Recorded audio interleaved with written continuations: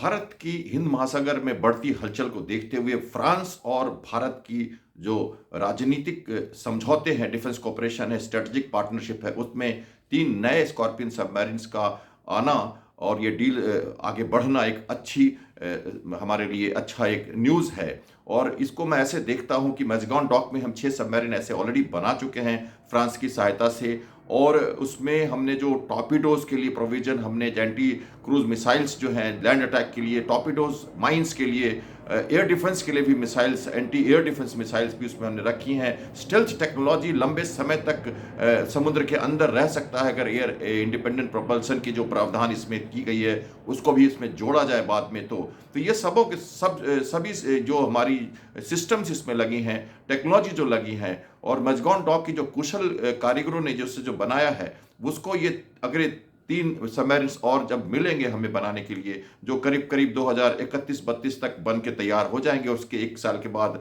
दूसरी 2 सबमरीन की भी डिलीवरी हो जाएगी। तो उस हिसाब से हम अपनी कुशलता को बरकरार रख सकेंगे और अपनी सबमरीन, उसके आगे भी 3 और सबमरीन की बात भी हम कर रहे हैं। इसके साथ हम अगर अपनी सबमरीन की क्षमता देखें तो हम 18 से बढ़ के करीब करीब 40 सबमरीन तक हम जाना चाहते हैं 2040 तक, जो बहुत ही हमारे लिए अहम होगा नौसेना के लिए। और उस हिसाब से एक स्टेल्थ टेक्नोलॉजी, अच्छी टेक्नोलॉजी और एक एडवांस टेक्नोलॉजी की सबमरीन हमें अब मिल रही है, जिसको हम अपनी डिफेंस पेट्रोल के लिए लगातार हमारे एरिया ऑफ इंटरेस्ट में यूज़ कर सकेंगे। और अब उनको जो क्षेत्र हैं जहां हमें प्रभावित करना है एडवर्सरीज को, जहां हमें उनको उनके दुस्साहस को तोड़ना है, वहां हम इसका इस्तेमाल करके अपनी ज़रूरतें पूरी कर सकेंगे। तो मैं मानता हूं कि ये डील बहुत अच्छी डील है।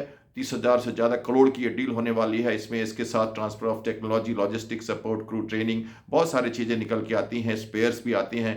तो वो सबों को देखते हुए हम इसको डील को हम करने जा रहे हैं। और सीसीएस नोड इसको मिलने ही वाली है। अभी मिनिस्ट्रियल कंसल्टेशन कमेटी में है, ये थोड़ी डिले हुई थी, वो अभी समाप्त हो गई है और जल्द ही इसे सीसीएस की अप्रूवल मिल जाएगी और समझौते के साथ ये टेक्नोलॉजी हमें मिलने वाली है। तो ये आ नहीं रही है बल्कि देश में बन रही है, तो स्वनिर्मित एक पनडुब्बी बनेगी जो हमारी इकोनॉमी को भी एक नया मोड़ देगी और उसमें भी एडिशंस करेगी। तो उस हिसाब से स्वावलंबन जो भारत का जो लक्ष्य है उसमें भी इसका योगदान हम देखते हैं। अपने शिप बिल्डिंग कैपेसिटी का भी इसमें हम स्ट्रेंथ देखते हैं।